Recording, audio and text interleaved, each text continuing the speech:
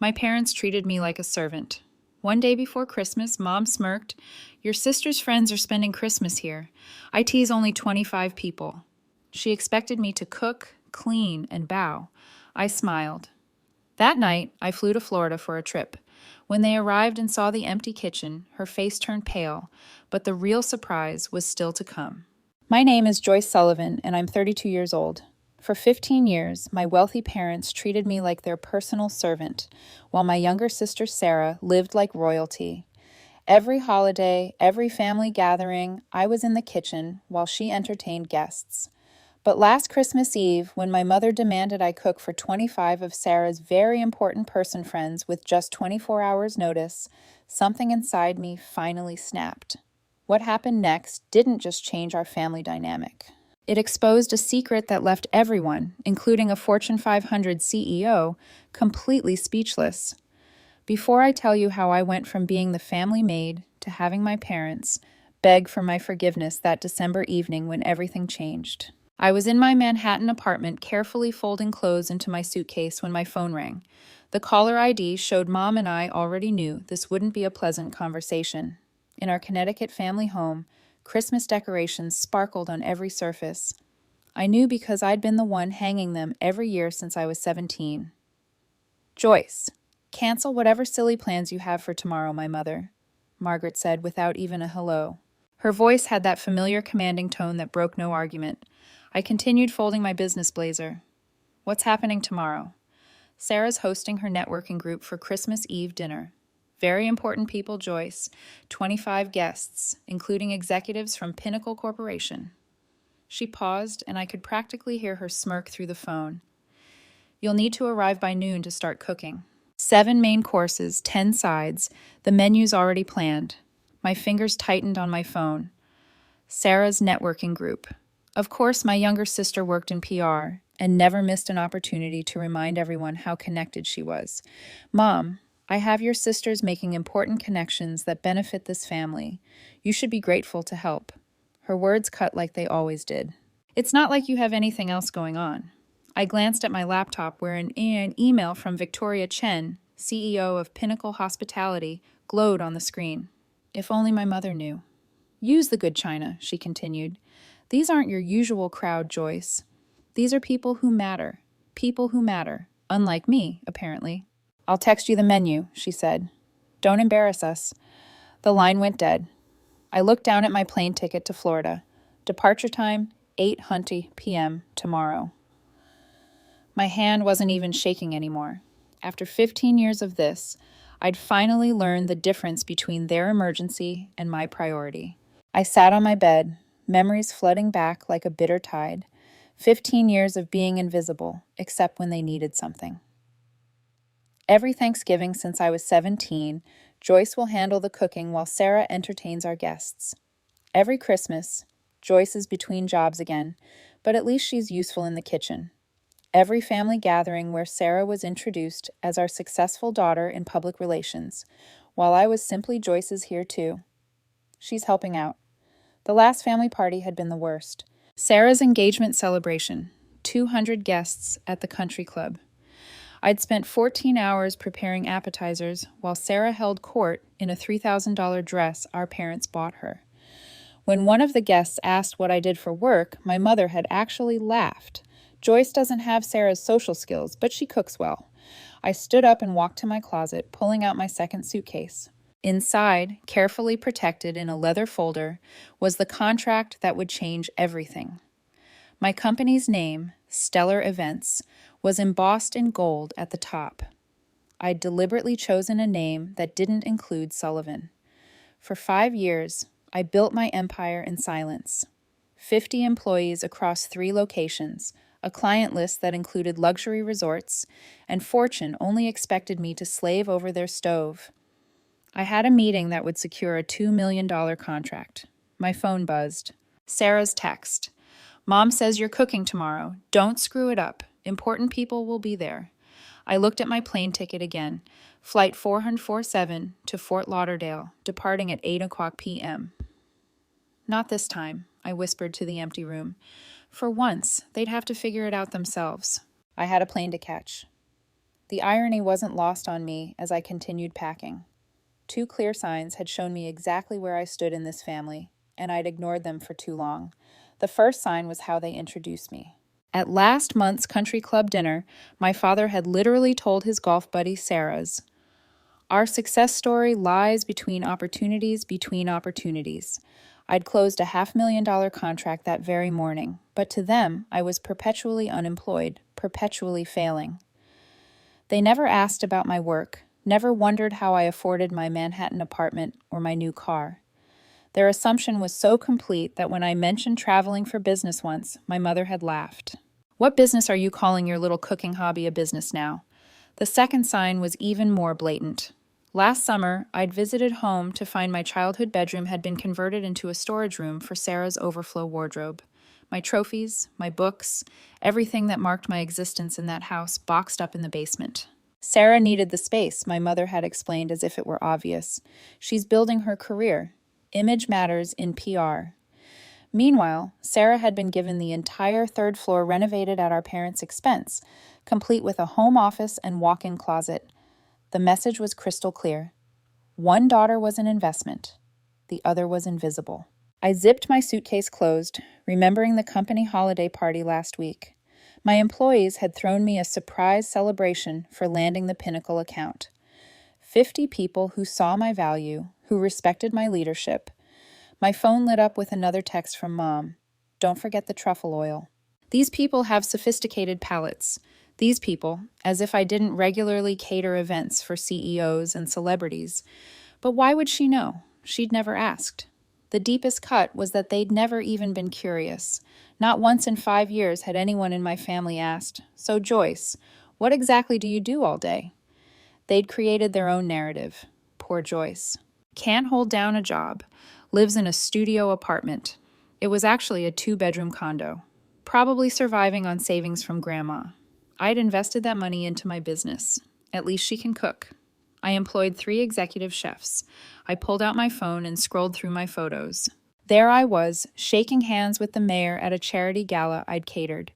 There was my team celebrating our 3rd location opening. There was the feature article about me in Hospitality Quarterly, the quiet revolutionary of luxury catering. None of these moments had been shared with my family. I'd learned early on that success without their permission was somehow threatening.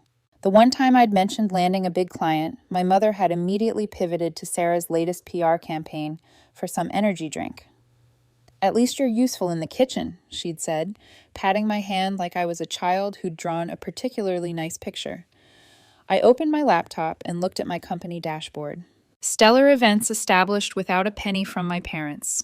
Built without the Sullivan name. Thriving without their approval. Tomorrow's revenue alone would exceed what Sarah made in 6 months, but they'd never know that. My assistant had texted earlier, "Forbes wants to feature you in their 40 under 40 issue. They're especially interested in your story of building the business without family support." Without family support. If only Forbes knew the half of it, my family hadn't just withheld support. They'd been actively blind to my existence beyond their kitchen. If you've ever felt invisible in your own family or been treated like your success doesn't matter, you'll understand why I did what I did next. Drop a comment below. Have you ever had to hide your achievements from toxic family members? I read every comment, and it means the world to know I'm not alone in this. And if you're finding value in this story, please consider subscribing. We're building a community of people who refuse to let others dim their light.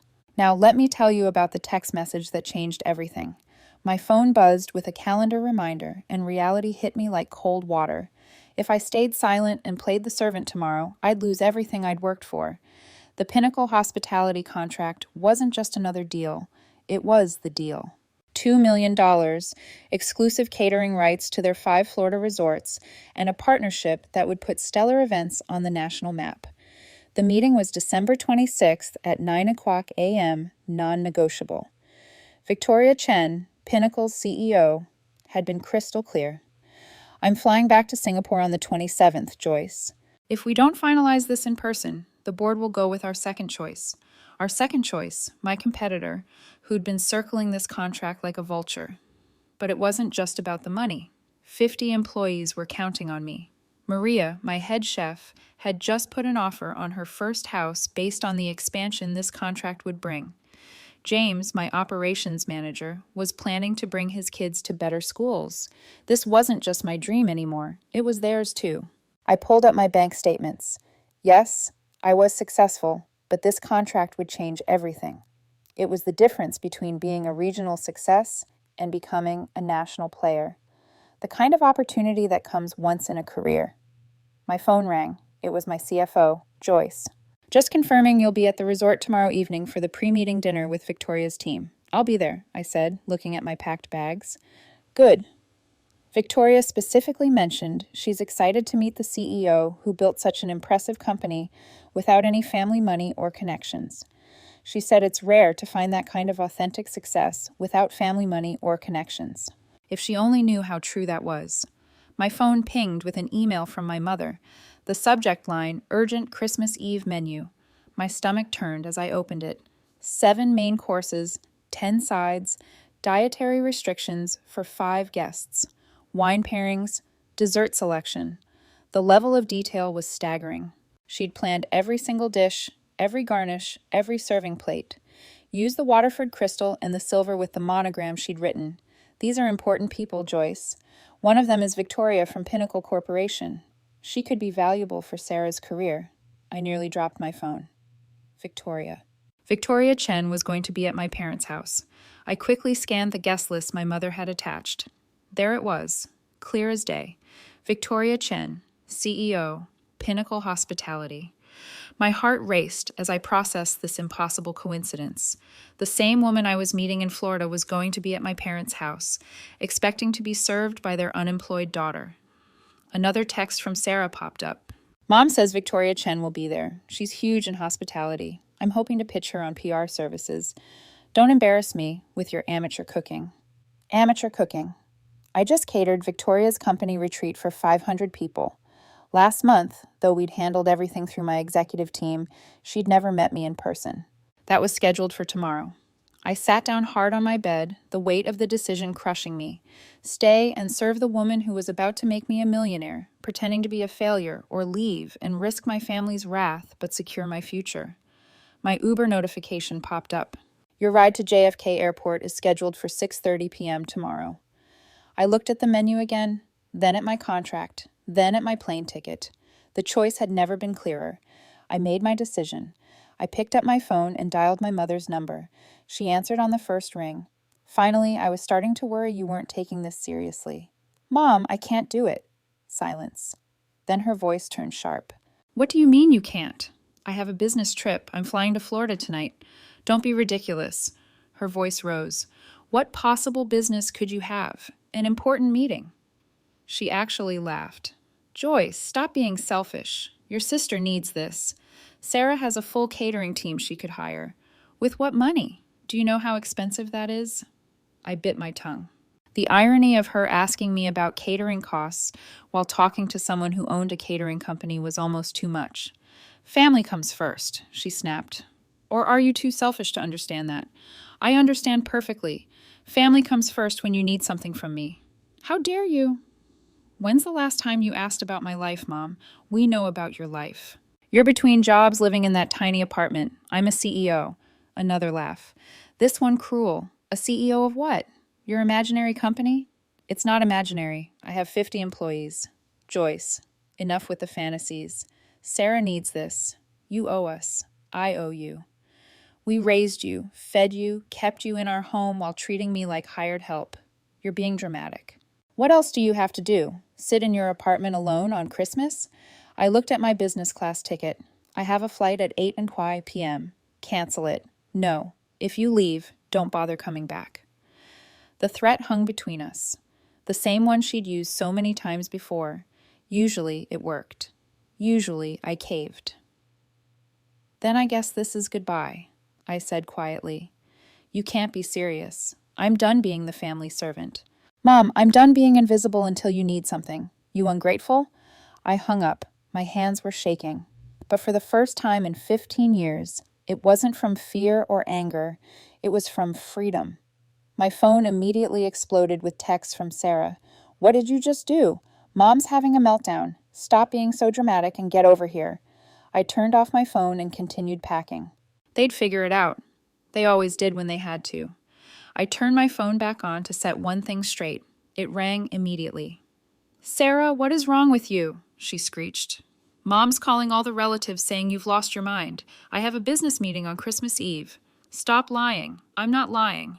"This is about that stupid fight last month, isn't it? When Mom gave me your room, my room was converted to your closet years ago, Sarah. And no, this is about my actual career." "What career? You cook sometimes?"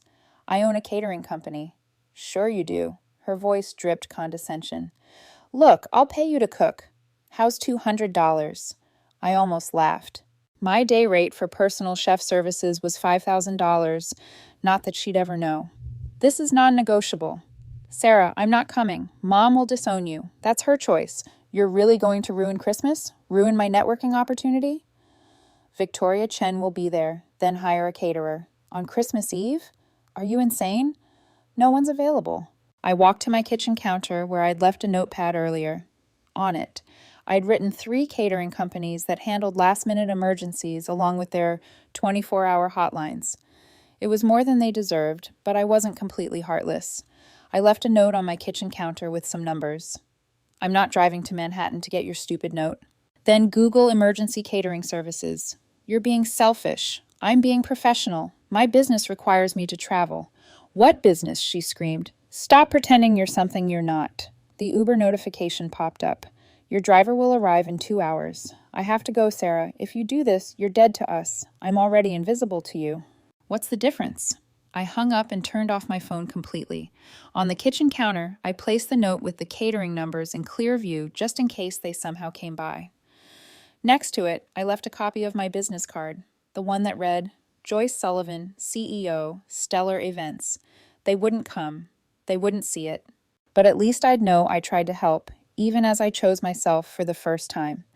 The plane lifted off from JFK at exactly 8:07 p.m., and I finally exhaled. Below me, Connecticut disappeared into a blur of lights. Somewhere down there, my mother was probably frantically calling every relative, painting me as the ungrateful daughter who abandoned family on Christmas. I pulled out my laptop and opened the Pinnacle contract one more time. There it was, Clause 15.3. CEO presence required for all strategic planning sessions. Victoria had insisted on that clause herself, saying she only worked with founders who were hands-on. My email inbox showed 17 new messages from Victoria's team, all confirming tomorrow's schedule. The pre-meeting dinner at 7:00 p.m., the formal presentation at 9:00 a.m. on the 26th. The contract signing immediately after pending board approval. I clicked on Victoria's latest email. "Looking forward to finally meeting you in person, Joyce. I've been following Stellar Events growth for 2 years. Your reputation precedes you, my reputation." If only she knew that the same woman she was about to partner with was supposed to be serving her dinner at my parents' house right now. A text from my assistant came through the plane's Wi-Fi. "Forbes wants to know if they can mention your family background in the article. They're interested in the built from scratch, without family support angle." I typed back, "Tell them the article runs December 27th, correct?" "Yes, it goes live at midnight on the 26th. Perfect timing." By the time my family realized who I really was, the contract would be signed and the news would be public. I pulled up the draft of the Forbes article they'd sent for approval. The headline read, "From Invisible to Invaluable: How Joyce Sullivan Built a Catering Empire Without a Dollar of Family Money." The universe, it seemed, had a sense of humor about timing. The Pinnacle Resort Suite took my breath away. Floor-to-ceiling windows overlooked the Atlantic, and a bottle of champagne waited on ice with a handwritten note. "Welcome, Miss Sullivan. Looking forward to our partnership. Victoria Chen." I sat down my bags and checked my phone. 47 missed calls from my mother. 18 from Sarah. Even 3 from my usually silent father. I deleted the voicemails without listening. Instead, I opened my email to find something that made me smile. My PR manager had sent the final proof of the Forbes article with a note. "They've moved you to the cover story. It'll be on every newsstand December 27th. The cover, my photo, professional, confident, Nothing like the invisible daughter my family knew would be on Forbes's cover. The article detailed everything. How I'd started with $5,000 saved from waiting tables, how I'd built the company without investors, how I'd specifically chosen to succeed without trading on my family's connections. Another email caught my eye from Victoria herself. Joyce, I'll be arriving late to tomorrow's dinner. Coming straight from a social obligation in Connecticut. Hope that's all right. Connecticut. She was at my parents' house right now, probably wondering where the promised elaborate dinner was. My assistant texted again. The Forbes reporter wants to know if you'll mention your family's reaction to your success. I thought about it. Tell them my family will find out when everyone else does, when the magazine hits stands. That's cold, boss. I love it. I walked to the window, watching the waves crash against the shore. In 12 hours, I'd signed the biggest deal of my career. In 36 hours, my face would be on every Forbes magazine in the country. Sometimes the best revenge isn't revenge at all.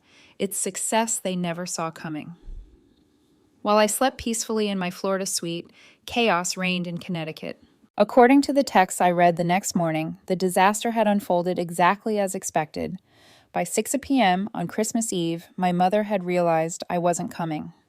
The kitchen remained pristine and empty, the refrigerator stocked with only basic ingredients, and 25 hungry guests were arriving in an hour. Sarah's panicked text told the story. Mom's losing it. She's calling every restaurant in a 50-mile radius. Everything's closed. How could you do this to us? My father had finally texted at 6:45 p.m. Your mother is having a breakdown. Please reconsider. At 7:00 p.m., sharp, the guests had started arriving. Investment bankers, PR executives, and most importantly, Victoria Chen, CEO of Pinnacle Hospitality. They came expecting an elaborate home-cooked Christmas Eve dinner, the kind my mother had bragged about for weeks. Sarah's text at 7:23 p.m. We're ordering pizza. Pizza. Joyce, do you understand what you've done? At 7:47 p.m., Mom just told everyone you're unreliable and always have been. She's blaming you for everything. The pizza had arrived at 8:15 p.m., 5 boxes of Papa John's and 3 from Domino's because one chain couldn't handle the last-minute order. My mother, who had spent weeks bragging about her daughter's elaborate cooking, had to serve delivery pizza on her Waterford Crystal. Sarah's increasingly frantic texts painted the picture. Victoria Chen looks disgusted. People are leaving. Mom told everyone, you're mentally unstable. She said, you've always been the family disappointment. The last text from Sarah, sent at 9:03 p.m. Party's over. Everyone left early. Victoria Chen didn't even stay for dessert. Mom says you're dead to her. I put down my phone and ordered room service breakfast. In 3 hours, I'd be having dinner with Victoria Chen. I wondered if she'd mentioned the disaster at my parents' house. I wondered if she'd recognize my last name. Most of all, I wondered what my mother's face would look like when she learned the truth. The pre-dinner meeting at Pinnacle Resort was scheduled for 7 p.m. I arrived early, wearing my best suit, ready to close the deal of my lifetime. What I didn't expect was Victoria Chen walking in with a story to tell. Joyce, she greeted me warmly, though she looked tired. I have to apologize for being late. I just flew in from the most bizarre Christmas Eve party in Connecticut. My heart rate stayed steady. I'd practiced for this moment. Oh, what happened? You won't believe this. She sat down, shaking her head. I was invited to what was supposed to be an elegant dinner party. The hostess, Margaret Sullivan, actually, same last name as you. Funny coincidence, had promised this elaborate meal prepared by her daughter. I nodded, saying nothing. We arrived to find absolute chaos. No food prepared, empty kitchen, and the hostess scrambling to order pizza. Pizza for executives and business owners she'd been trying to impress for months. That must have been awkward. It gets worse. She spent the entire evening bad-mouthing her older daughter, calling her unreliable, mentally unstable, a disappointment to the family. Apparently this daughter was supposed to cook everything, but just disappeared. Victoria pulled out her phone, showing me a photo someone had taken at the party. There was my mother, face flushed with embarrassment, pizza boxes visible on her precious mahogany table. The younger daughter, Sarah, kept trying to salvage things, but it was a disaster. She actually tried to pitch me PR services, while serving Papa John's on china plates worth more than most people's rent. Did you stay long? 20 minutes after the pizza arrived, the hostess was so busy making excuses and blaming the absent daughter that she forgot to actually host. Victoria paused, searching for words. The most unprofessional evening I've ever experienced. The woman actually said her daughter was too stupid to hold a real job, so she usually just cooked for them. My hands remained steady on my portfolio. That's terrible, isn't it? I can't imagine treating family that way. Victoria opened her menu. Now, let's discuss something more pleasant, your incredible company. The next part is where everything unravels spectacularly. If you've been waiting for the moment when truth meets consequences, you're about to be very satisfied. But first, what would you have done in my position? Would you have revealed yourself right then to Victoria? Or would you have waited for an even more perfect moment? For the moment that changed absolutely everything. The next morning, December 26th, I stood in Pinnacle's boardroom, ready to present to Victoria and her team. The contract was on the table, the presentation was flawless, and everything was going perfectly until Victoria's assistant walked in with an iPad. Miss Chen, you need to see this. There's a photo from that Connecticut party going viral on LinkedIn. Victoria took the iPad, and I watched her face change from curiosity to confusion to complete shock. She looked up at me, then back at the screen, then at me again. "Joyce," she said slowly. "This photo from the Sullivan house in Connecticut?" She turned the iPad toward me. Someone had posted a family photo from my parents' wall, the one from last Thanksgiving, where I stood in the background, barely visible, while Sarah posed front and center with our parents. "Is this you?" I nodded. "Yes." "Sullivan. Margaret Sullivan. Is your mother?" "Yes." The room went completely silent. Victoria's team exchanged glances. The legal counsel put down his pen. "The woman who called you unreliable, mentally unstable, and unemployable. Is your mother?" "Yes." Victoria stood up, walked to the window, then turned back to face me. "You were supposed to cook that dinner, the one that turned into a pizza disaster." "I was, but you were here meeting with us. I chose my business over being treated like a servant." Victoria pulled up something else on her phone. "Your mother said you don't have a job, that you're a failure who can only cook. She doesn't know about stellar events. Your own mother doesn't know you're a CEO. She never asked." Victoria sat down heavily. "Let me understand this. Your family has no idea that you run one of the most successful catering companies on the East Coast. None.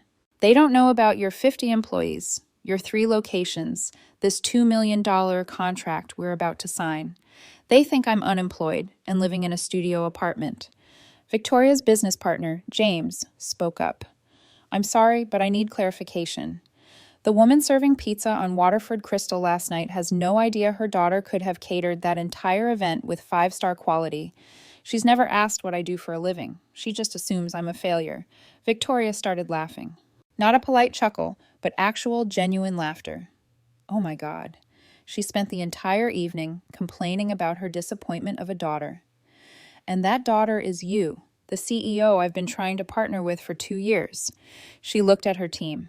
"Gentlemen, I think we're about to sign the most interesting contract of our careers." Victoria pulled out her phone again, this time opening Google. "I have to know something," she said, typing my name. The search results loaded instantly. Oh my God. She turned her phone toward her team. "Look at this." The first result was my hospitality quarterly feature. The second was the announcement of my James Beard Award nomination. The third was a Wall Street Journal piece about women entrepreneurs. "Your family doesn't know about any of this." Before I could answer, her assistant rushed in again. "Miss Chen, you'll want to see this. Forbes just announced their 40 under 40 cover story for tomorrow." He projected it onto the boardroom screen. There I was, professional headshot front and center with the headline, "From Invisible to Invaluable. How Joyce Sullivan Built a Catering Empire Without a Dollar of Family Money." Victoria read the preview aloud. Sullivan, 32, built stellar events from a $5,000 investment into a multi-million-dollar enterprise, deliberately avoiding any family connections or support. "I wanted to prove that success doesn't require a famous last name or family money," Sullivan states. She looked at me. "This goes live tomorrow at midnight tonight. Your family still doesn't know. They will when everyone else does. James whistled low. Your mother is going to see her unemployable daughter on the cover of Forbes. Victoria's assistant was now scrolling through the article preview. It says here you have a 6-month waiting list for events. Is that true? 8 months for peak season. Victoria stood up. I need to make a phone call. She stepped out of the room and we could see her through the glass, talking animatedly on her phone. She returned 5 minutes later with a strange smile. I just called Margaret Sullivan. My stomach dropped. You what? I told her I was very disappointed in last night's event and that I'd be taking my business elsewhere. She begged me to reconsider, said it was all her older daughter's fault. Victoria. Then I told her I just signed a $2 million contract with the most talented entrepreneur I know. She asked, who? I said, your daughter, Joyce Sullivan, CEO of Stellar Events. The room was silent. The sound she made, Victoria continued, was like all the air had been sucked out of her lungs. Then she hung up on me. My phone, which I'd kept on silent, showed 47 missed calls in the last 3 minutes, all from my mother. Victoria extended her hand across the table. Miss Sullivan, let's sign this contract. I believe we have a partnership to celebrate. As I signed my name on the $2 million contract, my phone lit up with a text from my father. Your mother just fainted. What the hell is Stellar Events? The contract was signed, champagne was poured, and my phone wouldn't stop buzzing. I finally excused myself to check the messages. Mom, answer your phone now. Sarah, is this some kind of sick joke? Dad, your mother is hysterical. Please call. Sarah, Victoria Chen just told everyone you're a CEO. Mom, this is cruel. Joyce, pretending to be successful to humiliate us. I walked back into the boardroom where Victoria and her team were still celebrating. My family thinks I'm lying about being a CEO. Victoria's eyes gleamed. Would you like me to send them something? Before I could respond, she was taking a photo of me with the signed contract, the Pinnacle executive team, and the champagne. She typed quickly and hit send. I just posted it on LinkedIn, she said. Tagged Stellar Events, Pinnacle Hospitality, and Margaret Sullivan of Connecticut. The post read, thrilled to announce our $2 million partnership with Stellar Events and their brilliant CEO, Joyce Sullivan. Her company's excellence in luxury catering will elevate Pinnacle's guest experience across all properties. Amazing to work with someone who built their empire from scratch. Within minutes, the post had dozens of likes and comments. Industry leaders I'd worked with for years chimed in with congratulations. Previous clients shared their experiences with Stellar Events. My phone rang. Sarah, I answered on speaker, with Victoria's permission. This can't be real. Sarah's voice was shaking. It's real. You've been a CEO this whole time. 5 years. Why didn't you tell us? You never asked. You all assumed I was a failure and treated me accordingly. Mom's having a breakdown. She's calling all her friends trying to explain. Everyone saw Victoria's post. That's not my problem anymore. How can you be so cold? I looked at Victoria and her team, all successful professionals, who'd never once questioned my worth. I'm not cold, Sarah. I'm done. I'm done being invisible until you need a cook. I'm done being the family disappointment. I'm done pretending to be less than I am to make you comfortable. But we're family. Family doesn't treat each other like servants. Call me when you're ready to meet Joyce Sullivan, the CEO, not Joyce the cook. I hung up. Victoria raised her champagne glass. 2 boundaries. We all toasted, and for the first time in my life, I felt truly seen. That evening, I finally called my mother back. She answered before the first ring finished. How could you do this to us? She was crying. Actually crying. Do what exactly? Humiliate us. Victoria Chen told everyone at the country club about your company. People are calling, asking why we didn't know our own daughter was successful. You never asked about my life, Mom. We asked. We knew you cooked sometimes. You assumed I was a failure. For 5 years, you've introduced me as unemployed. You've never once asked about my work, my apartment, my life. You should have told us. I tried. Remember 3 years ago when I mentioned landing a big client? You immediately started talking about Sarah's PR campaign for an energy drink. You literally said, "That's nice, dear, but Sarah's work is really taking off." Silence. I left catering numbers on my counter. I continued calmly. You could have saved the party. We don't have keys to your apartment. You've never asked to visit my apartment. You don't even know where I live. That's not Mom. I employ 50 people. I have 3 locations. I've been featured in multiple publications. I was nominated for a James Beard Award. And you thought I was unemployed because that was easier than actually seeing me. We're your family.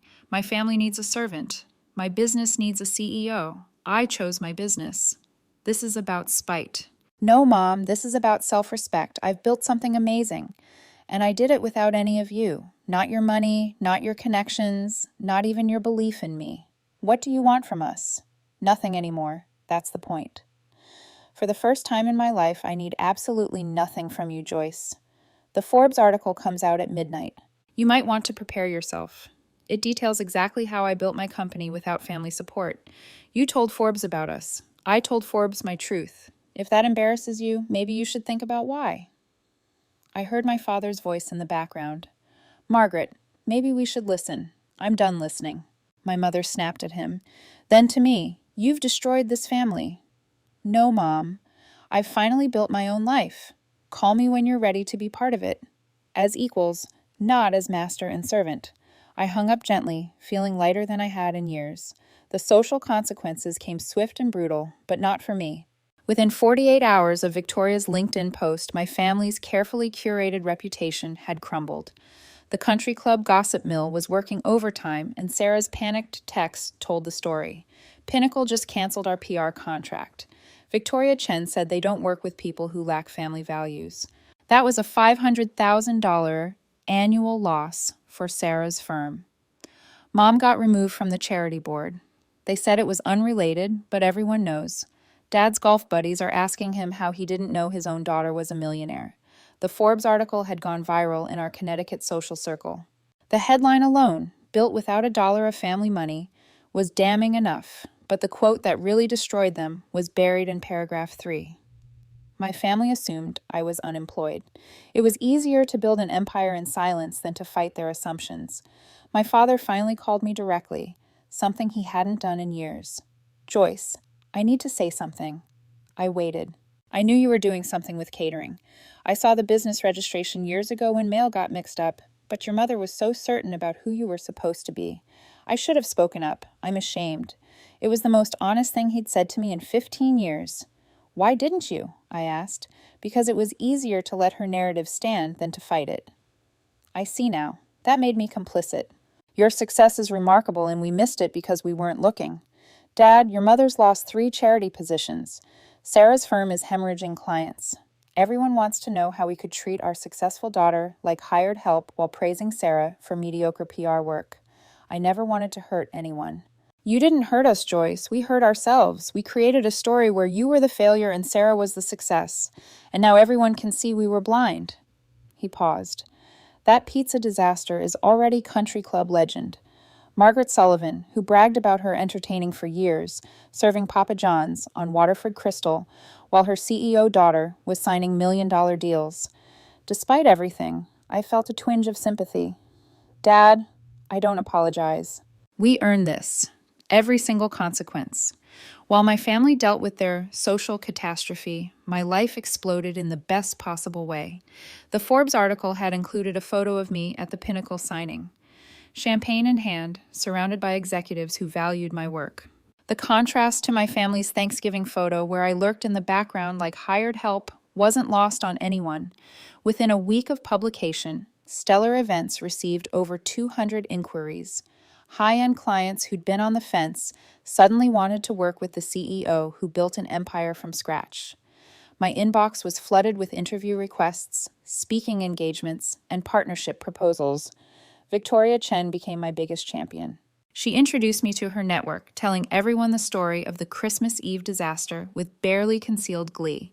Imagine, she'd say, having a golden goose in your house and treating it like a servant duck. 3 major contracts came from those introductions alone, worth a combined $10 million. I hired 20 new employees to handle the growth, promoting Maria to executive chef and James to COO. During our expansion meeting, Maria said something that stuck with me. You know what I love most about this company? You built it for people who were overlooked. Half of us were told we'd never amount to anything. She was right. I'd unconsciously hired people like me, talented individuals who'd been dismissed, overlooked, or underestimated. My assistant forwarded me a text from a reporter. Your story is everywhere.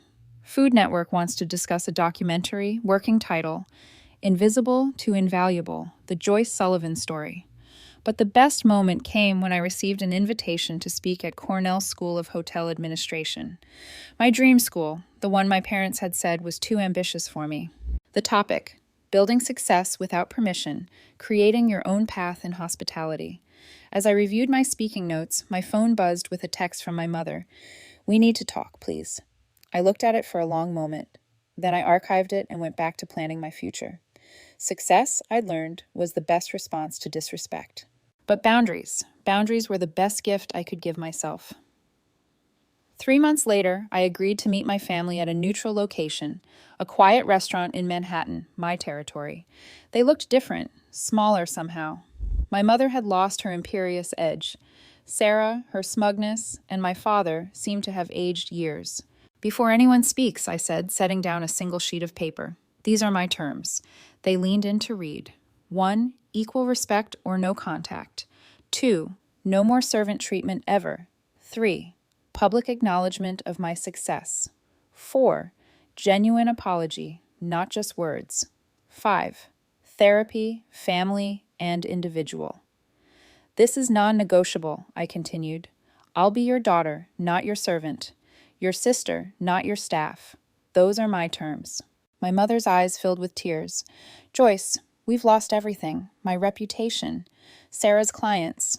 "That's not my responsibility, Mom. We know." My father interrupted. "We're not here to blame you. We're here to ask for a second chance." Sarah spoke for the first time. "I was jealous. You were always better at everything, but Mom made me feel special by making you feel small. I see how sick that was now. It was the most honest she'd been in years. I go to therapy now," she added quietly. The therapist says, "We created a family system where someone had to be the scapegoat for everyone else to feel successful. You were assigned that role before you could even fight it." My mother reached across the table but didn't touch me. "I'm sorry. Not just for Christmas Eve, but for 15 years of blindness. I turned you into a servant because I couldn't bear that you might be more successful than the life I'd planned for you." I looked at each of them. "I'll consider it, but know this.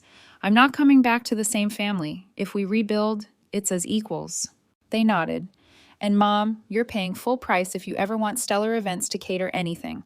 For the first time in months, she actually smiled. Fair. 6 months later, I hosted my first family dinner in my actual apartment, the 2-bedroom condo with a view of Central Park that they'd never known existed. My team from Stellar Events catered it because I no longer cooked for family gatherings. That was a boundary I'd never cross again. As my parents and Sarah sat at my dining table being served by my employees who called me boss, the role reversal wasn't lost on anyone. But this wasn't about revenge. It was about truth. "I want to be clear about something," I said, raising my glass of wine. "Success doesn't need permission. Self-worth doesn't require validation. And respect is non-negotiable." My mother nodded. She'd been in therapy for 4 months and had publicly apologized at the country club, admitting she'd been blind to my success. It didn't repair her reputation, but it began to repair our relationship. Sarah's PR firm had pivoted, and she'd asked, professionally, humbly, if Stellar Events might consider her for our PR needs. I'd told her to submit a proposal like everyone else. She did, and it was good. We were considering it. My father had become my unexpected ally, finally finding his voice after years of silence. He now introduced me as my daughter, the CEO, with genuine pride. But the biggest change was in me. I no longer hid my success or dimmed my light to make others comfortable. My company had grown to 100 employees with locations in 5 cities. The Food Network documentary had aired to critical acclaim, and every single morning I looked in the mirror and reminded myself, I'm Joyce Sullivan, CEO of Stellar Events, not the family servant. Never again.